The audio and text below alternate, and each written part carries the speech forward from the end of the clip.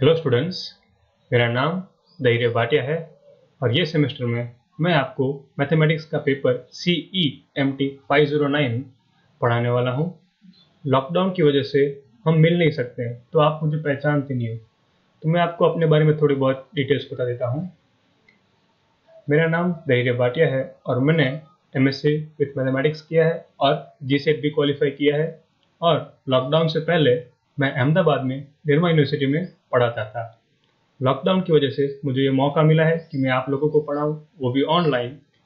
तो आज से हम शुरू करेंगे पेपर CEMT 509 और जब हम मिलेंगे तब आप मुझे अपने बारे में थोड़ा बहुत बता दीजिएगा।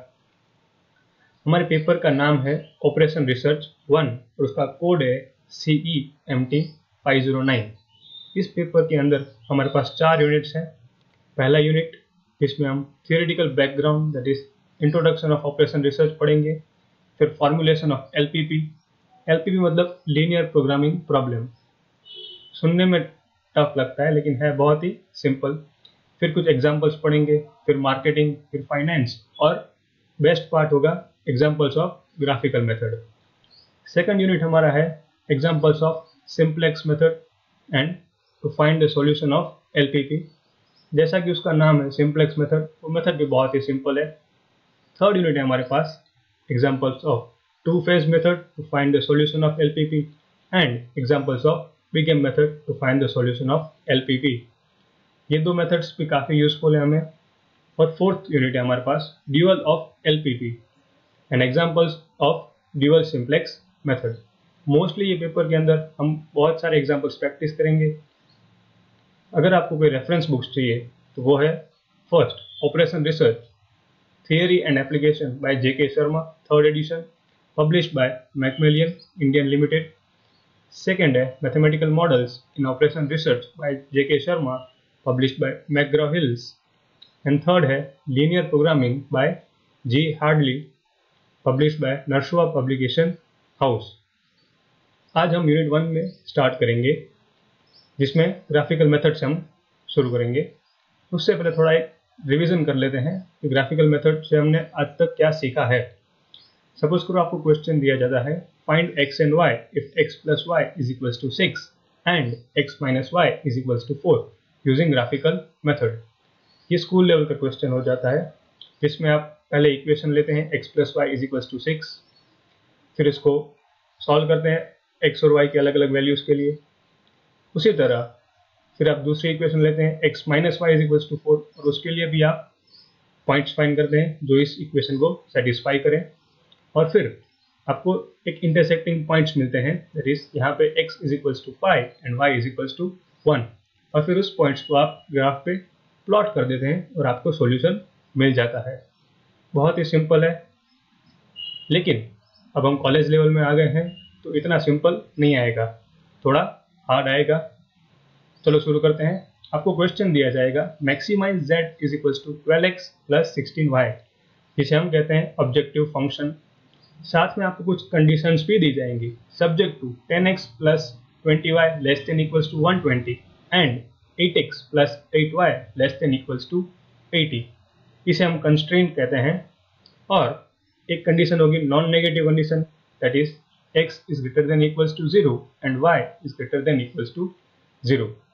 ये क्वेश्चन तो ग्राफिकल मेथड से ही सॉल्व होगा, लेकिन हमारे पास पहले इक्वल टू होता था, अब वो लेस देन इक्वल टू हो गया है। इक्वालिटी चेंज हो गई है इनइक्वालिटी में और हमारे पास दो इनइक्वालिटीज है। साथ ही साथ हमें सिर्फ x एंड y की वैल्यू नहीं ढूंढनी है, हमें उसको मैक्सिमम भी ढूंढना है। तो चलो शुरू करते हैं। पहले हम कन्वर्ट करेंगे हमारे फर्स्ट कंस्ट्रेंट को इक्वेशन फॉर्म में, जो है 10x plus 20y is equals to 120। इसको नाम दे देते हैं इक्वेशन नंबर 1। अब लेते हैं x इक्वल्स टू 0 तो हमें मिलेगा 10 into 0 plus 20y is equals to 120 which is equals to 0 plus 20y is equals to 120 which gives us y is equals to 120 upon 20 which is equals to 6। उसी तरह हम अभी लेंगे y is equals to 0 जो हमें देगा 10x plus 20 into 0 is equals to 120 which is equals to 10x is equals to 120 which gives us x is equals to 120 upon 10 which is equals to 12।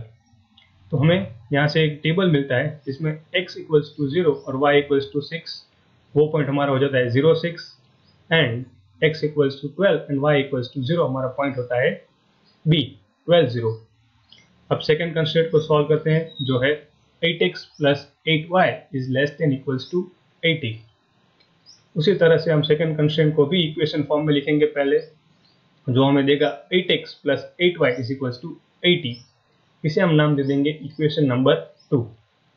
फिर हम वापस से x इक्वल्स टू 0 लेंगे, जिससे हमें मिलेगा 8 into 0 plus 8y is equals to 80 which is equals to 0 plus 8y is equals to 80 and which is y equals to 80 upon 8 that is equals to 10।